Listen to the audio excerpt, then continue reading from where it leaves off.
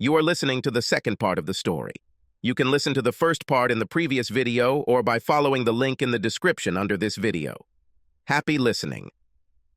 The next day, Peg came to a decision. Robert had recovered enough to give her some clear answers. So after having breakfast at a restaurant across the street from the hospital, once again eluding Charlie, he and Lisa went there, ready for a serious conversation with Robert. When they entered the hall, Lisa asked, "Mom, why are you avoiding Uncle Charlie? There's something wrong here. He showed up after I asked him not to come. He insisted that I devote myself to him, leaving Robert. And what Robert said makes me think that he has reason to believe that Charlie and I had something to do with his accident. I know I have nothing to do with it, so that leaves Charlie. Your father is a smart man. He might not have been at his best since that bicycle accident, but he was no fool, and he must have had some reason to believe that Charlie and I were together and wished him harm." They rode in silence in the elevator to Robert's floor. At the nurse's station, they were told that he had had a restful night. The second night, he had slept until he had woken up from his coma. "I think it happened because his friend Mary was next to him all night. She calms him down," the nurse said. When they arrived in the room, the nurse was taking readings, and Mary was sleeping peacefully in a chair next to the bed. They quietly entered the room, and while Peg took the remaining side chair, Lisa wandered along the corridor in search of an empty chair that she could fetch. As soon as the nurse finished her business, Peg said quietly, "Robert, Lisa and I have come. Good morning, dear. How are you feeling?" "Well, my whole body hurts, but not as much as yesterday, so I guess it's healing," he replied. "No matter how many painkillers they give me, I can't get rid of the headache. I've been having headaches ever since I had a bike accident, but this is something new and more serious. Anyway, good morning, Lisa. Peg, I always know when you enter the room because I smell your perfume and that Peg scent that I have loved for so long. Where's Charlie?" "I don't know where he is, probably at the hotel."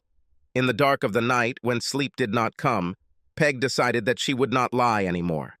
She decided that she would be truthful with Robert, no matter what, even if it hurt, although she would try to say everything as softly as possible. "Robert, knowing how upset my presence makes you and how strongly you react to the mention of Charlie, I asked your best friend to stay away for a while until I understand why you react this way and why you think that Charlie and I are plotting against you. He arrived anyway and is waiting for me at the hotel so that I can tell him that his visit will be welcome. If this is so, then he will wait until hell freezes over and people walk on Jupiter," answered Robert. "You always call him my best friend. Best friends don't try to seduce their friend's wife. Best friends don't conspire to get their friend out of the way." Hearing this, Peg was horrified. At that moment, Mary stirred in her chair. Peg knew that those reclining hospital chairs might look comfortable, but they weren't. "Good morning, Mary," Peg said cheerfully. "I bet your back hurts after sleeping in that awful chair." "Not so bad, actually," Mary answered sleepily. "Much better than sleeping on the ground. And I wasn't drenched in rain," she said, looking out the window at the spring downpour. "I know you need to go to the bathroom after a long night," Peg said, pulling out her purse. "Why don't you and Lisa walk along the corridor, and then, when you've done your business, Lisa will go with you to the cafeteria for breakfast." She handed Lisa a wad of cash and quietly addressed her daughter. "Make sure she takes her medicine and drinks water. We all need it to be in balance." When they were gone, Peg turned back to her bandaged husband. "Robert, it's time for us to clarify the situation. I need to know why you think I wish you harm and why you're so angry at your best friend. I know you realized he was harassing me even before your accident, but I stood up to him. If you had seen how worried he was after the accident, how we drove through all the streets of the city looking for you after you left the hospital, I was delirious, and he was my anchor. We searched and searched day after day, evening after evening. He, like me, was determined to find you and bring you home. Peggy, I've thought a lot about you over the years, mostly good, sometimes not so flattering, but I've never thought you were naive. Charlie is a good companion. He's a lot of fun to be around and can help with projects around the house. Always ensures that our vehicles undergo maintenance in a timely manner. But Charlie Ford is a car salesman. He knows how to present himself well, make a positive and powerful presentation, and not mention the negative sides of any situation. Charlie always has an ace or trump card up his sleeve. You can have fun with him. He's not someone you can trust with your life. Especially, Robert became very animated, especially when money is at stake. And he's smart enough to figure out that you have family money. We never talked about it, but he knows. Okay, Peg replied. I know that he enjoys the benefits that our friendship has brought him. But knowing this and admitting it, why does it make you think that he has a grudge against you? And, more importantly, why do you think that I could be against you? Since we've been together, I've never done anything other than love you. Even when you disappeared and I didn't know why or if I'd ever see you again, I loved you. Honestly, the fact that you suggest that I might wish you harm is very offensive, but I love you so much that I am ready to ignore the insult, if only you are ready to tell me where it comes from. Lisa and Mary returned to the ward. They heard Peg's words. Tell her, Bobby. Tell me what you told me, Mary said quietly. I think she deserves to know. Please, Dad. I want to know too, Lisa interjected. What made you disappear from my life just when Laura and I needed you as teenagers? Why did you leave us? Robert took a deep breath. Even though his eyes were closed, the women could see the color begin to rise up his cheeks. Okay, I'll tell you. And then you can try to convince me that I'm wrong. After Charlie began to spend more time around us, visiting our house and joining us at parties, I noticed that there was more and more sympathy between him and you. I saw the chemistry between you. It began to seem to me that instead of him being the third wheel in our relationship, I became him, and it hurts. I still believed that you would be a faithful wife to me, but I didn't believe Charlie. And the day I wanted us to go for a ride, and Charlie said he didn't want to, and you agreed with him, and you two decided to stay and let me ride alone, I was upset. It seemed to me that you had some kind of agreement that you wanted to be alone. But it was just a feeling, and I had no proof, and you always loved me. So I took my helmet, went outside, and got on my bike for a ride. I hoped that you would change your mind and follow me. But you didn't go. The door closed behind me, and everything that happened on the other side happened without me. I was only a couple of miles out of town when a blue pickup truck turned into the bike path, and the rearview mirror hit me in the back of the head and knocked me off my feet. As I fell, I looked and recognized Pedro's pickup truck and Pedro himself at the wheel. Then apparently he hit his head on a tree and lost consciousness. Pedro? Which Pedro? Who is Pedro? Asked Peg with bewilderment. You know Pedro, this is Charlie the loader at the dealership, his auxiliary worker and errand boy. You mean Pete? I always called him Pete, Peg said. So you thought that since you recognized Pete or Pedro driving the pickup truck, I was the one who dealt with you? This is too much. Yes, said Robert. And a few days after I returned to the world from a coma and began to undergo rehabilitation, Pedro came to my hospital room. He apologized for hurting me. Said he just had to knock me into a ditch and mash me a little so Charlie could get you into bed. But I forgot how far that big rear-view mirror stuck out, and when I saw how it hit me, I headed towards the hills. Charlie was very angry with him. He is a good enough friend not to want to hurt me, but not so good that he does not seduce my wife. Pedro said that while I was riding my bike, Charlie was already dragging you up the stairs to have sex in our bed. It was then that I realized that you were lost to me. After that, he left. Perhaps after this, you felt some distance from me for the first time. But I tried to brush it off and convinced myself that Charlie and Pedro were just fooling me so he could get you. Robert, you have to believe me when I tell you that Charlie tried and failed to get me into bed that day. Peg said quietly. She couldn't tell him how close he was to it. Well, maybe not. But a few days later, just as I was about to be discharged home, Pedro returned. He said that after you and Charlie tasted the forbidden fruit, you decided you needed to be together, and I needed to be out of the way. Pedro said that he had a car parked outside and a bag packed for me, and that we should get out of here as soon as possible. I hate to hurt you, Senor Stevens, he said, and I don't want Charlie and your wife to hurt you anymore. Come with me, I will take you to safety. Due to the concussion, I was too confused to resist, so I went with him.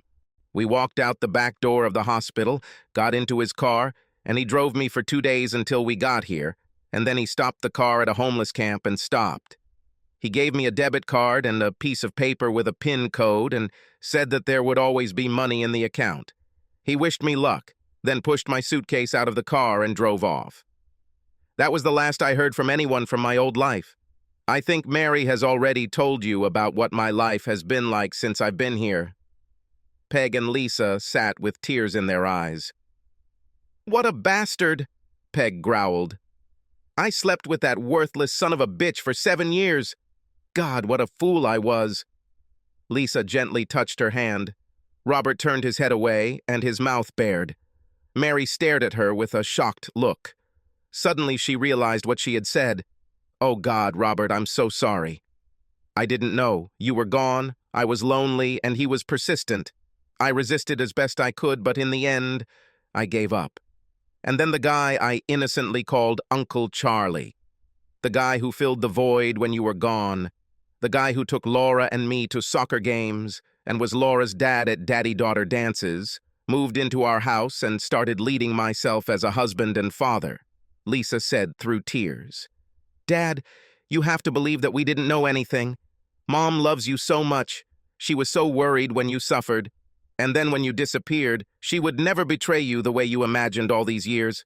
We were all fooled. We thought that Charlie was our friend and was helping us through the crisis. And we had no idea. Peg turned to Mary. Thank you for trying to fill the void in Robert's life and being his friend and confidant, she said. I feel a little better that he had such a close friend who helped him survive this nightmare. Believe me, Mary replied. Bobby helped me and the others more than any of us could have helped him. At this point, it became obvious that Robert was overcome by fatigue and needed to rest. His good hand rested on his forehead, as if he was trying to squeeze out a headache. Mary and Lisa invited Mary back to the hotel for lunch, and this time she accepted. She was dressed in the new clothes that Peg had bought for her, and after she and Lisa spent a few minutes in the ladies' room with the mirror and makeup, she felt quite presentable. Upon entering the hotel, they were shocked to see Charlie, Pedro, and a Latina they didn't know sitting in the lobby bar enjoying drinks together. Charlie and the woman looked very familiar to them. Pedro seemed to be enjoying a taste of the high life. Lisa headed towards their table. Let me go kick this worthless son of a bitch balls, she said through clenched teeth. No, wait, Mary said, grabbing her hand. They don't know me. You guys go back out and go through the back door. I'll take a table next to them and try to hear what they're talking about. Peg gave her the room number and told her to order a drink in the room and then come back when she had something to say. Take my phone and see if you can record them. She showed Mary how to start recording and how to point the camera. Mary spent the last few years among desperate people. Some were in desperate need of food, some were in desperate need of oblivion, some were in desperate need of human communication. Many were simply desperate to be left alone. She was not prepared for the conversation she overheard at the next table. I've put up with this crap long enough, Charlie said. I was Bob's best friend. I comforted Peg. I was a surrogate daddy for these entitled bitchy ladies. I'm ready to pay and earn. So what do you want? Asked Pedro. I want Bob to have an unexplained medical failure and die. Then I want to marry a grief-stricken widow who has a terrible accident, ready to share the booty with the girls. I like them, and if I play it right, I might even be able to seduce the younger one. Nice. Very nice. And I'll stay on the beans, the woman said. When you get a wife and daughter, do you think you'll have enough left for me? Don't worry, baby. I always have enough for you. And Pedro will also get a good reward if he doesn't screw up this time. Lord, there should have been a simple turn and flight, a cheating wife, a divorce from her husband, and then grandma. But instead, endless nonsense. Sorry, boss, but these are good people. I don't like this. Pedro became nervous. You don't have to like it. If you want to share the spoils, you have to do the work. Mary heard all she could bear. As she stood up to leave, she bumped into the conspirators' table, spilling their drinks. She took good aim, and Charlie's glass fell into his lap. "Oh, I'm so sorry," she said, bumping into a chair. "We need to get Bobby out of the hospital to safety," Mary exclaimed, running into Peg's room. "They're going to kill him." "Wait, what are you saying?" Charlie was his best friend. Why would he kill him? Peg was shocked. Even though Robert had told them, she still couldn't understand that Charlie was a bad guy. Mary handed her the phone. "Play the recording," was all she said. "Maria, why don't you come to my room and help me get rid of these wet clothes?" Charlie said, standing up after a drink was spilled on him. "And you, Pete, go to the hospital and see how we can help Robert get out for good." Peg's blood ran cold as she watched the video on her phone. Lisa cried quietly. They were shocked to realize how thoroughly they had been duped. Lisa spoke first. "I will kill him. Does he want to kill Dad and sleep with my little sister? It will not happen. I let that bastard into my bed. I never thought, God, what a fool I was. And all this time, Robert slept on the ground because he thought I was in love with this monster. Sorry, girls, there is no time to worry now." Mary realized that she needed to take the initiative into her own hands. Communication with people from the real world gave her strength and sharpened her ingenuity. "We can kill later. Now we need to protect Bobby." Peg and Lisa looked at her in surprise. Mary grinned back at them. "Hey, I may be crazy, but I'm not stupid." She looked at the phone. "Is it possible to somehow print a picture from it?" "It would be possible if I were at home with our printer," Peg said. "Let's take him to hospital security. Maybe they can do something about it," Lisa suggested, pulling herself together. The women grabbed their purses and headed for the door. At the hospital, Peg and Lisa went to look for security. Mary went to Robert's room, hiding a knife under her clothes. When she arrived, he was already asleep, so she moved a chair closer to the door to block the path of anyone who didn't belong there, and took over as guard. At the security office, Lisa explained who they were and asked them to protect her father.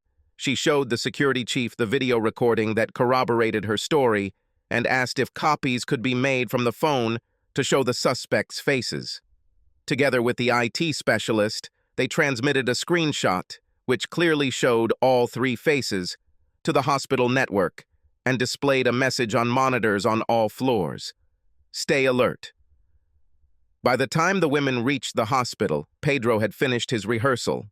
He measured the distance from the infirmary to Robert's room, noting surveillance cameras and blind spots.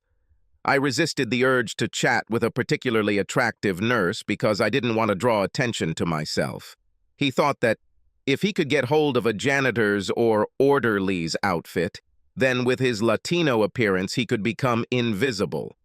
Entering the room, he saw that Charlie was having fun with a woman. She leaned over the edge of the bed, naked and out of breath. As always, he was invited to join. While they were having sex, Pedro told Charlie what he learned at the hospital. "If we go to a uniform rental place and buy me a janitor's outfit and Maria a nurse's outfit, then one of us can get close enough to inject something into an IV or turn something off." "Okay, first thing tomorrow we'll find a uniform store." Meanwhile, Peg and Lisa rose and joined Mary in Robert's room. While they were reporting their progress to security, Robert stirred and moved as much as he could. "What's happening?" he asked. "Meeting?" "Darling, as soon as we can remove the blindfolds from your eyes, we need to get you out of here. You are in danger." "I understood this as soon as I heard your voice," he answered bitterly. "Bobby, honey, you got it all wrong." "It's Charlie. He's the one behind all this," Mary told him, taking his free hand. "Peg, Lisa, and I will protect you and make sure nothing happens to you. But we need to get you to a safe place where they can't find you." "I'm in no condition to leave here," he commented dryly. "I have an idea," Lisa intervened. "I thought we could take him to a hotel," she told Peg and Mary. "Better yet, let the hospital transfer him to a rehabilitation center. We will keep the location confidential so he can receive the physical therapy and treatment he needs to recover. Dad, when does your doctor usually come to check on you?" God knows, I haven't seen a watch since I came here, he joked. Usually after breakfast, and then, I guess, after lunch, before he goes home. Was he already here this afternoon? Asked Peg. No, unless it's during sleep. I'll go to the nurse's station and tell them we need to talk to the doctor as soon as possible, Peg said, walking out into the hallway. As luck would have it, Robert's doctor arrived just as she arrived. She asked if he had seen the security message, and he replied that he had. They're after Robert, she told him. Can we transfer him to a rehabilitation center where they can't find him? Yes, but it will take some time to prepare everything. Can we transfer him to another ward in the hospital, where they won't look for him? I'll check now. An hour later, a small army of medical and transport personnel moved Robert to a private room in the hospital's maternity ward. Security was provided by a retired policeman dressed in riot gear and Mary, who again took up post right in the ward. For some reason, no one has yet discovered or confiscated her knife. Everyone who came to his former ward or called on the phone was informed that he had been discharged. The next morning, Pedro and Maria, wearing borrowed uniforms, went up separately to Robert's former room. Pedro passed by, working in the hallway with a broom, then went back down the stairs. Nurse! Maria looked into the nursing station. One of the real nurses was about to tell her where he had been transferred when she noticed she wasn't wearing a badge. I don't know you. Where is your badge? She asked.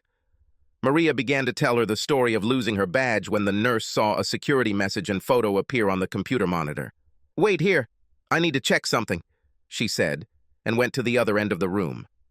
When Maria saw her reaching for the phone, she panicked and quickly walked towards the elevators. The nurse quickly dialed security and warned them to follow her as she exited the elevator. Stepping out of the elevator into the lobby, Maria fell into the arms of a security guard and was hurriedly taken to the waiting area where she was to wait for the police. Coming out onto the landing, Pedro saw her being taken away. He slipped out the door and headed to his rental car, then called Charlie. He's gone, boss, and security has grabbed Maria. What do you mean he's not there? Where did he go? Then, crap, they will discover that Maria is here illegally and send her back to Mexico. You better get out of there before they spot you, Charlie said. Go back to the hotel and we'll try to sort this out. Pedro entered Charlie's room and saw him sitting at the table with a laptop. They must have noticed Maria because she didn't have a badge, Charlie said as Pedro looked over his shoulder. I took a screenshot from the hospital website and got the logo. I'll make myself a badge. It won't be perfect, but it should do the job if no one bothers to look closely. It's much worse, boss. They have our faces on all the computer monitors throughout the hospital. Damn it. How did they do it? Don't know. I only caught a glimpse of it when I passed the first aid station on the way. It looks like this was done while we were sitting in the hotel lobby. That means Peg knows something. We're done. When I go after Robert, I will have to wear a surgical mask, like a doctor. Why look for him now, and how will you find him? He must die. Maybe I can convince Peg that I didn't do anything, and the plan can still go ahead. Anyway, I'm tired of supporting my old buddy Bob. He must meet a tragic end. Maybe we'll even sue the hospital for a ton of money. All that remains is to find him. Let's hide here and keep an eye on Peg. Someday she will have to return here. Then I'll let her lead me to him. The next morning, Charlie followed Peg as she drove away from the hotel. Instead of driving to the hospital, she drove 10 miles in the opposite direction and parked in front of a rehabilitation center connected to the main hospital. She walked slowly to the front door to ensure that if she was being followed, she would be seen entering. Briskly, she walked through the lobby and down the hallway that led to the exit at the back of the building. As she walked out the door, she looked back and saw Charlie just approaching the exit. Satisfied that he did not notice her departure, she closed the door and got into the small sedan Lisa had rented that morning. Charlie stood at the front desk, trying in vain to find out Robert's room number as they drove away, this time heading straight to the hospital. Lisa dropped Peg off at the door of the maternity hospital, and she went to the airport to meet her sister. Laura managed to negotiate with the college so she could leave early. She will take the last 2 exams online. Entering the room, Peg saw that Robert had already woken up, and Mary was still at her post at the door. "Have you been up all night?" she asked Mary worriedly. "Yes. I think I dozed off a couple of times, but not for long." Peg handed her the money. "Go have breakfast. I'll keep watch for now." Mary hesitated, but hunger and fatigue took over, and she got up to go. "Here, you better take this," she said, handing Peg the knife. "It's not too big, but it's sharp." Mary pointed to a plainclothes security officer standing in the corridor and headed towards coffee and food. Peg greeted Robert and told him about the amazing events of the last 24 hours. "You were so right about Charlie," she finished. "I'm ashamed that I allowed him to deceive me for so long." Robert just nodded. "Tell me about the debit card, Robert. How does it work? Are you saying that you don't know? I always assumed that you were behind this, paying me an allowance so that I would stay away and not interfere with you two. Oh, God, Robert, it kills me that you could think that. No, as far as I knew, one day you disappeared into the fog, and I never knew where or why. And when will you return or whether you will return at all? So tell me about the map." "That day, when Pedro dropped me off on the side of the road, he handed me the card and PIN and said that there would always be money there. When I went to use the card, I discovered that there was $1,000 on it. I spent my money sparingly and tried not to let my balance get too low, but eventually it was down to $200. The next time I used the card, the balance rose again to $1,000.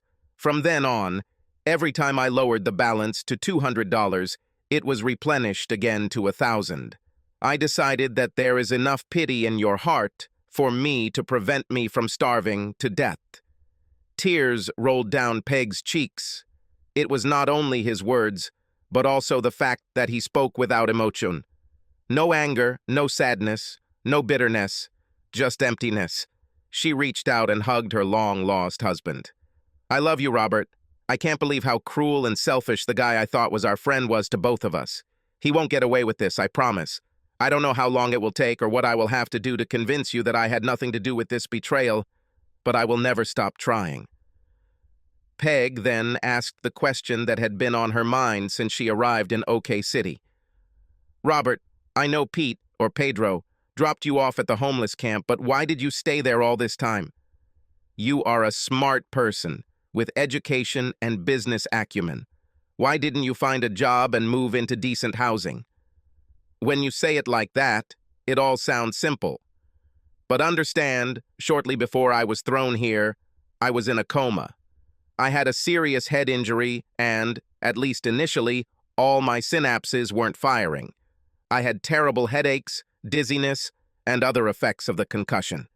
In general, I was not much better off than the drug addicts and mentally ill people in the camp. When I came to my senses, what happened plunged me into deep depression. I was so mentally depressed that my physical abilities suffered. I was so angry and upset at you and Charlie that all my energy was spent feeling sorry for myself. And Mary didn't come along until a few years after me, so there wasn't really anyone holding me back." Peg cried quietly. The pain and suffering that befell her beloved Robert was beyond her strength. She slipped her arms through the remaining wires and tubes and hugged him tenderly. She held him for as long as she could stay in the uncomfortable position she was in, until he finally pushed her away. He still wasn't ready. Lisa and Laura had an emotional reunion at the airport, excited and relieved that their father had been found. Laura was amazed by all the revelations about Uncle Charlie that Lisa laid out while they were driving to the hotel. And when Lisa said that Charlie hoped to seduce her, she laughed until it dawned on her that this was reality, and then she fell silent. "How could he deceive us for so long?" she asked finally. "As Dad said, he is a salesman." Entering the hotel to drop off Laura's luggage, they did not notice Pedro, lurking behind a palm planter and watching the door. When they got down to the hall, Charlie was already sitting in his car at the entrance, dressed in a doctor's suit, ready to follow them wherever they went. "This time I won't be fooled," he swore to himself. The sisters parked it outside the maternity hospital and confidently walked inside, believing that the earlier ploy would throw Charlie off the scent. He waited a few minutes after they entered and followed them, holding in his pocket the syringe of fentanyl that Pedro had filled for him. It cost him a lot, but for the benefit he was seeking, it was worth it. Laura's reunion with her father was joyful and emotional. Both were filled with happiness and at the same time sadness over lost time. Peg and Lisa stepped aside to give them a chance to be together. At this time, Mary returned from the dining room. She had coffee for Peg and forbidden baked goods for Robert. Lisa had already told Laura about Mary, so their acquaintance went smoothly. Mary indicated to Peg that she wanted to take back her knife, and Peg quietly handed it to her. Mary resumed her seat in the chair by the door. They were all chatting amiably when the doctor appeared at the door. At first, no one attached any importance to this. Mary was the first to notice something was wrong. First, she noticed his badge, which didn't look quite right. Then I wondered why he was wearing a mask, since most other medical workers no longer wear masks unless they are near a sick patient. Approaching the bed, he said, "I need to add a special medicine to the IV," and took a syringe out of his pocket. Mary was already on her feet, drawing her knife, when Peg recognized the voice. "Charlie, what are you doing?" she demanded. That's all Mary needed to hear. "You are a bastard," she screamed, swung her right hand in a wide arc, and plunged the knife into Charlie's groin. The sharp knife easily passed through thin clothing and pierced the attacker's flesh. Charlie screamed and reflexively grabbed the wound, stabbing himself with the lethal syringe into his thigh. In the confusion, no one could understand what happened next, and all four women told different stories from different points of view, but Robert, who had been blindfolded the day before, dimly saw Mary's left hand hit the syringe, pressing the plunger. A moment later, fentanyl had entered his heart and brain, and he collapsed to the floor, hitting his head on the steel leg of his hospital bed. The security guard heard Charlie's noise and scream from the hallway and rushed in just as Charlie fell. He grabbed Mary by the arm as she leaned over Charlie, shouting insults in his face and throwing more and more blows. The officer radioed the alarm. When a nurse burst into the room a minute later and saw Charlie on the floor in a pool of blood, she immediately announced a code blue. Doctors and nurses poured into the room from all sides, but it was clear that Charlie had left and would not return. An autopsy later confirmed that fentanyl killed him, but a blow to the head from the fall likely would have also been fatal. The stab wounds were dramatic, but minor, except for the initial wound in the groin. The rest were inflicted after death. The police conducted an investigation and collected statements from everyone who was in the room. Mary's homeless status and possession of an illegal knife nearly swayed the police to charge her with stabbing, but Peg and the sisters' insistence that she was only protecting Robert's life caused them to change their minds. Robert's calm assurance that Mary's quick actions were heroic and saved his life ended the discussion. With the threat eliminated, Robert returned to his room in the main hospital. The events of that day were so traumatic that Peg and the girls took Mary back to the hotel to clean up and rest. "You won't live in this camp anymore," Peg told her. "We'll take you there, collect your things, take everything he might need from Robert's cart, and bring it here. You can tell your friends what happened and tell them that Robert will come back to Ohio with us. I don't know how everything will be there without the mayor," Mary worried. "We'll talk to Robert about who can be trusted to take his place," Peg answered. After thinking a little, she added, "We will give a debit card to whoever becomes the new mayor so as not to leave Robert's friends without a livelihood."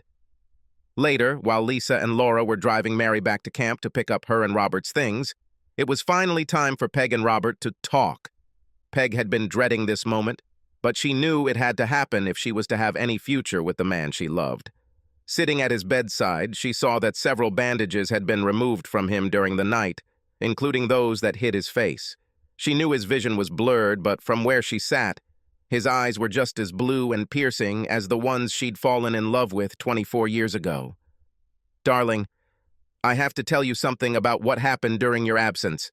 The first and most important thing is that there was not a single moment when I did not love you and did not want you to come back to me.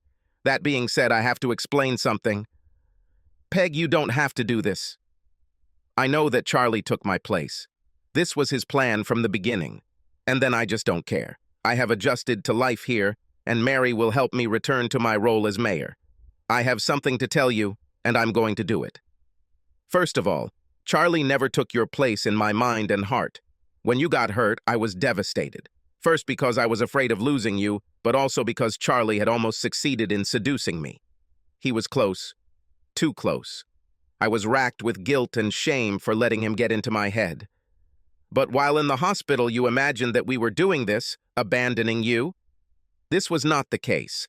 I had no desire to cheat on you, and I believe Charlie was smart enough to realize that the best thing for him to do was return to being a platonic best friend. I had no idea what she and Pete were doing, and I was puzzled when you disappeared. Charlie put on an Oscar-worthy performance, driving me all over the streets looking for you, even though he knew full well that Pete dumped you here. Posters with your photo were posted all over the city, and there were appeals on radio and local TV channels. The girls cried every night, and I was delirious. When things got so bad that people were afraid I might hurt myself, Charlie started his game. He started staying with me until late at night to keep me company, and after a while he started staying overnight. Not in our bed, I put him in the spare bedroom. But except for those times when he was at work, he was always with me and the girls. And yes, he played the role of surrogate father, going to their football games and even taking Laura to the school daddy-daughter dance. And in the end, I felt so lonely, and he was so persistent, that I let him into my bed. I didn't know if you were alive or dead, if I would ever see you again. Peg, you don't have to do this, Robert said softly. No, I have to. I am so ashamed and so sorry that I didn't wait for you and that I was so deceived. God, before I got the call that you had been found, he was talking about declaring you dead so we could get married. Now I understand that as soon as we would have received insurance for your death after marriage, he would have faked my untimely death and cashed out the money. I should have the word sucker tattooed on my forehead. It's important to me that you believe that I never loved Charlie. Yes, I trusted him. Yes, I leaned on him. And yes, I had sex with him. Reluctantly at first, but after a while, sexual release became natural. But we didn't make love the way we always made love to you. Charlie was an uncouth and indifferent lout. He didn't care about me. Robert was silent for a minute. I think you understand why I stayed away, he said. Although my perception of the situation may not have been entirely correct, I was right that danger was around the corner and that I was being paid to leave you two alone. I couldn't know how much you were or weren't under Charlie's influence, but from what I saw and from what Pedro told me, it seemed to me that you were together against me. Maybe I should have trusted you more, but for the past 7 years, I have believed not only that I had lost you, but that you were actively plotting against me. Despite all your protests, it is difficult for me to part with this belief. It was Peg's turn to remain silent. If Robert had seen more clearly, he would have seen the confusion on her face. Finally, she brightened up. Well, we have the rest of our lives so I can prove my love to you. As soon as you're discharged, we'll fly home, arrange for your rehabilitation in Columbus, and then we'll see. I already told Mary that she would come with us. Even if you and I are not destined to become husband and wife again, you will have my love, and your friend Mary will also be with you. Did you tell her that she was coming with us? Did it ever occur to you to ask her if she wanted this? You didn't ask me, did you? I mean, Peg, I'm willing to believe that you have good intentions, but you suddenly appear and start dictating how people should live their lives. People who don't always trust you. God, slow down. Step back a little. Let us catch our breath. Damn it. Just yesterday I was almost killed in a hospital bed, and your lover died trying to do it. Maybe I need a minute to digest all this? And by the way, it was not you who rushed to stop the killer, but Mary. And about Mary, you've seen her on good days. But you can't even imagine what she's like during bad times. And how often these bad days happen. Do not rush.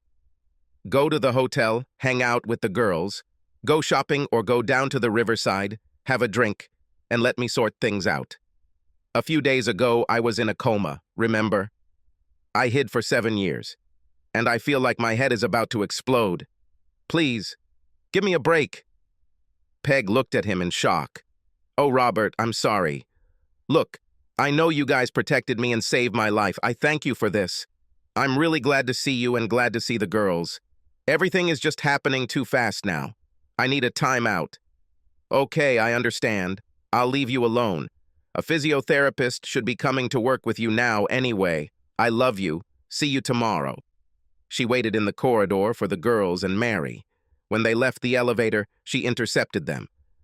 "I think I rushed Robert," she said, and upset him. "Girls, let's go back to the hotel and eat. Mary, would you like to join us?" "No, thank you. I'll be alone with Bobby for a while," she said. "Please talk to him about moving to Ohio with us," Peg asked her. With these words, Peg and her daughters went to dinner and rest. They also needed rest. Over dinner, the girls told Peg about their time with Mary, and Peg shared a little story about her conversation with Robert. Everyone realized that their hopes that the husband and father would happily return home were premature. They also agreed that Mary had become a bigger part of his life than they had realized. During the trip to the hotel, Lisa expressed what they were all thinking. "Mom, I'm not sure Dad will want to come back to Ohio, and I'm sure that he won't go anywhere without Mary." "I think you're right," Peg replied. "He certainly showed no interest in returning to our life together as a husband. But whether he stays with me or not, he needs physical, occupational, and probably mental therapy, which he can get in Ohio and most likely won't get here, given the lifestyle and lack of a support system.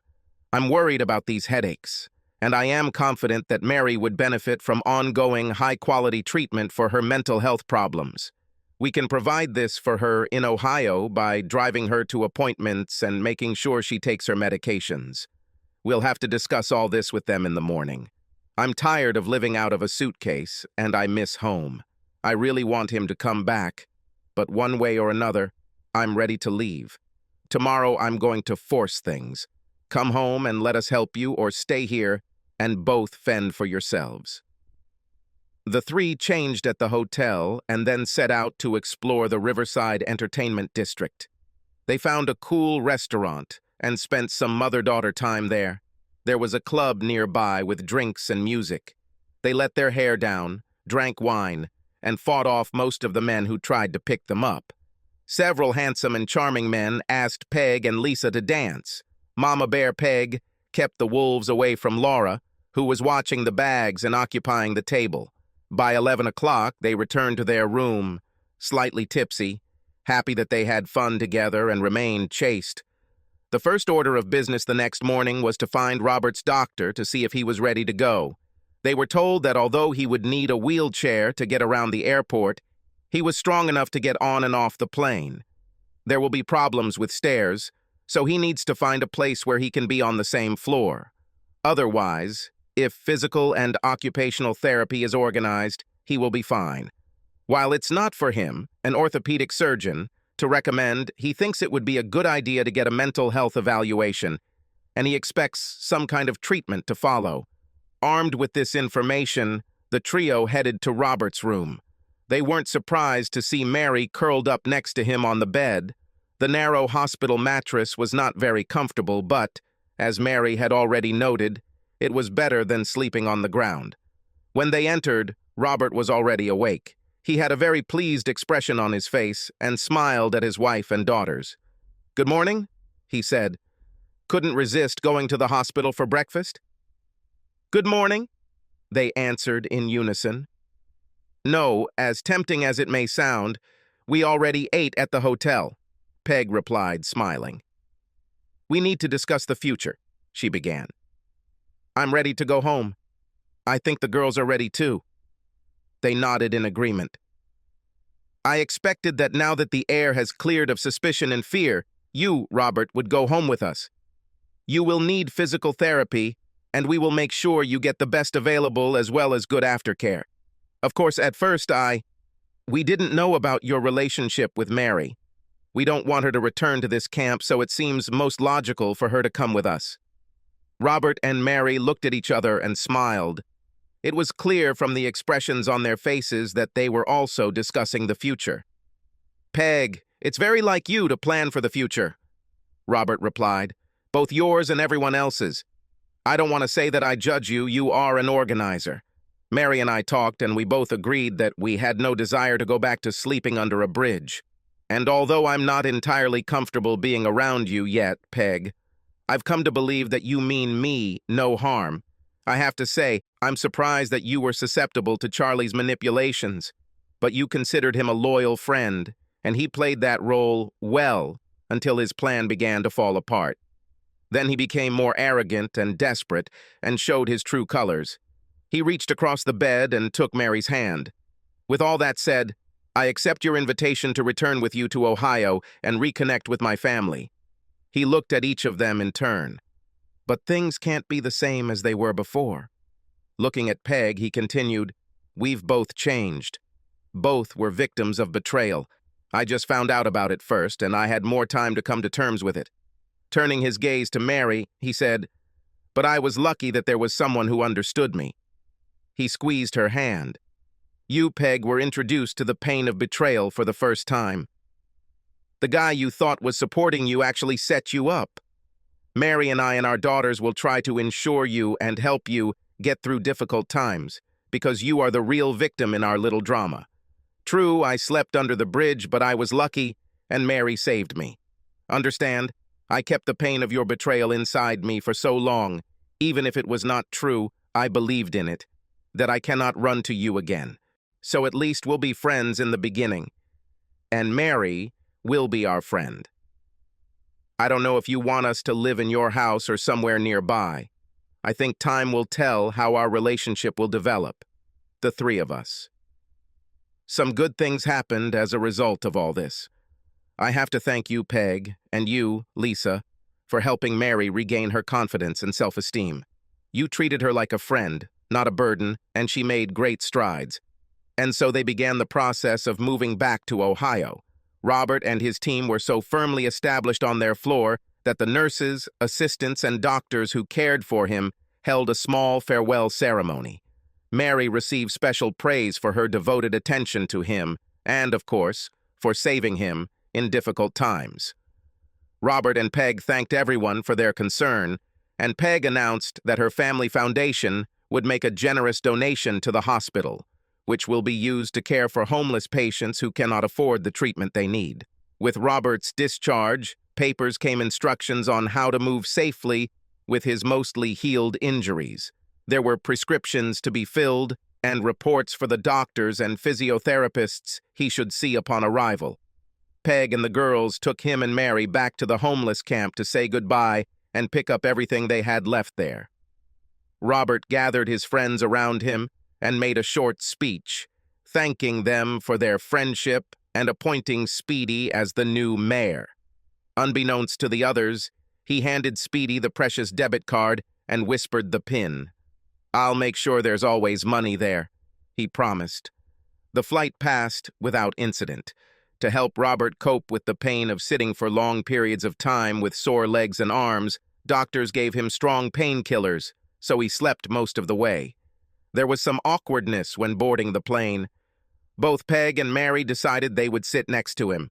Not wanting to cause a scene, Peg acquiesced to Mary, a gesture that would take on added significance when they arrived home, and the question of sleeping arrangements had to be decided. Robert gently but firmly informed Peg that he had no intention of returning to the marital bed, at least not anytime soon, and that he and Mary would be sharing a room. Seeing that this message was causing Peg pain, Mary suggested that she should have her own room, since in a big house this would not be a problem. "I think it's best if we all have our own space until things become clearer," she said. Peg was relieved, but at the same time she realized that she would have to come to terms with the fact that she would no longer dominate the house, as she had been for the past 7 years. Robert saw a headache specialist, who determined that the impact had displaced a metal plate in his skull. Surgery corrected the problem to the point that his judgment and problem-solving ability were restored, but he will likely continue to experience lower-intensity headaches for the rest of his life as a result of his injuries. Pedro, realizing that the income promised to him would not come, left for the south. For several weeks, he visited brothels in Mexican border cities until he found Maria in Mexicali, the capital of the state of Baja California in Mexico.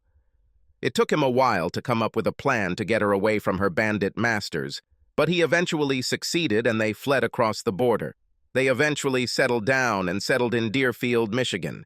After she was treated for several sexually transmitted diseases, they resumed sexual activity and eventually got married.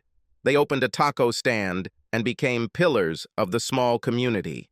Subscribe to our channel so that your second chaff doesn't cheat on you, and go ahead and listen to the next story, because this story is nothing compared to the next one. If you're under 18, don't even think about listening to the next one.